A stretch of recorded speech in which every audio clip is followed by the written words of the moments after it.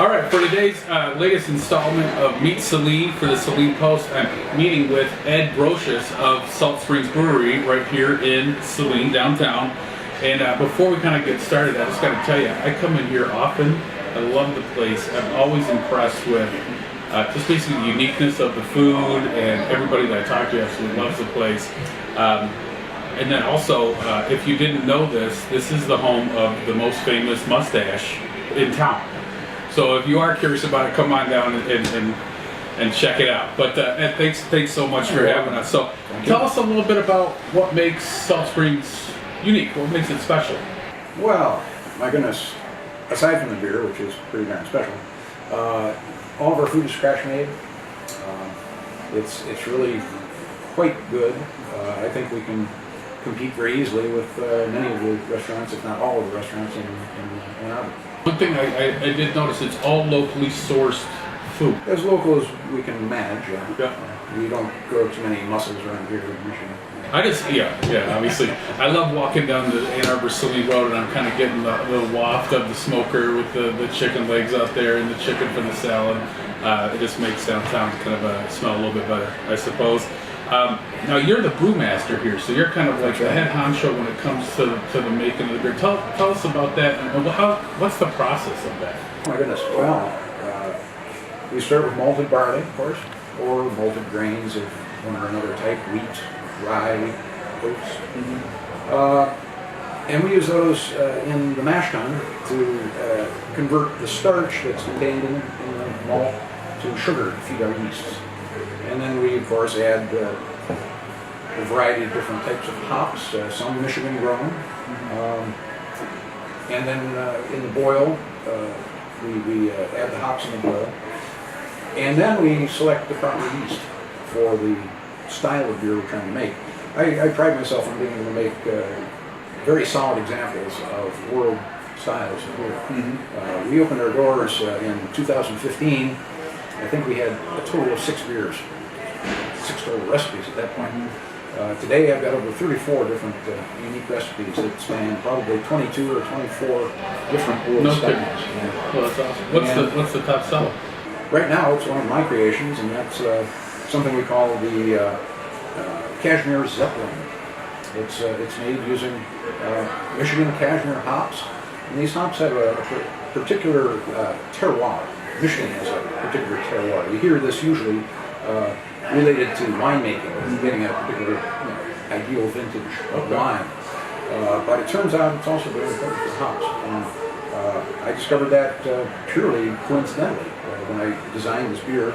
Last year's crop of cashmere hop here in Michigan ran out, and we wanted to keep making this beer because it was our best seller. I purchased some cashmere from the Pacific Northwest, a couple of different outfits, and neither one of them held a candle to the cashmere that I can get here in Michigan. No kidding.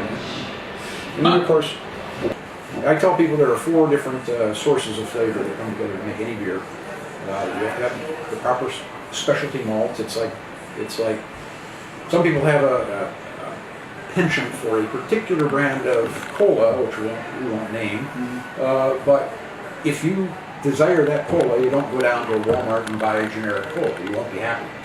And so basically we buy malted products from all over the world because those regional maltsters are experts. They're family owned. They've been there for hundreds of years. And if you want the beer to taste just like it should, then you've got to start with the right raw material. Right, okay. The same is true of yeast and, goodness, the hops and the water. Turns out we use the municipal water here in Saline, but I do a lot of work to make sure that the water chemistry is correct for the style of beer we make it. It's that important. That's fascinating. I mean, there are such differences. Like, what would you do to make something that's considered like an IPA? Obviously, I mean, it's a totally different spectrum to a stout, right? You know, do you roast? What's the difference in the process? You know, generic companies can make generic examples of a chocolate malt, but sometimes the one company does it just better than everyone else. And it matches with your other ingredients. Yeah, and so we design a recipe. So you're kind of like a mad scientist of beer. Yeah. So your beers are fairly recognized and renowned, and you're starting to get a lot of, I don't know if you would say street cred, but recently PBS has a program called Under the Radar, which you're going to be featured on here pretty soon. When is that taking place? Well, they haven't actually told us when they're going to film. But we entered the contest at the Michigan Restaurant Association conference and won first place. That's We'll be amazing. featured. That's what I love about Saline. It's small, but we have world-class brewery, kitchen, mustaches, you name it. We got it here. I absolutely love this place. You have to check it out. The ambiance in here is amazing. It's in an old church, so you have stained glass window. The construction, everything about it is just aesthetically pleasing, 100% unique. Also the menu, every time I talk to one of your cooks, they're trying something new. They say they come in, they don't have anything set, they're not getting boxed goods from Cisco. It's all from scratch, unique fare for your restaurant, which I'm a big fan of. Do you have any special events coming up that you want to showcase? Well, every Christmas, one of my partner's father, he has a full beard and white hair and the whole 9 yards, and they've got an old antique sleigh, and we bring it in and set it up, and Ron's dad is Santa Claus. So Santa's coming down on the 15th and the 18th, 12 to 2 on the 15th, and 5 to 7 on the 18th. So bring the whole family down. Kids can have cookies and milk while the parents can have a beer. And kids eat free on Tuesday. And I gotta ask, all right, I don't get to see such a grand, gorgeous mustache like this every day. Tell us a little bit, where did this come from? And now it's like part of the identity of this place. It is. I've had a mustache all my life, but it's always been very well kept. I don't know, I've had it about this length for the last 10 or 12 years, and it just kind of became our trademark kind of thing. So it's people. I get comments all the time. It's authentic, man. It's real. Yeah.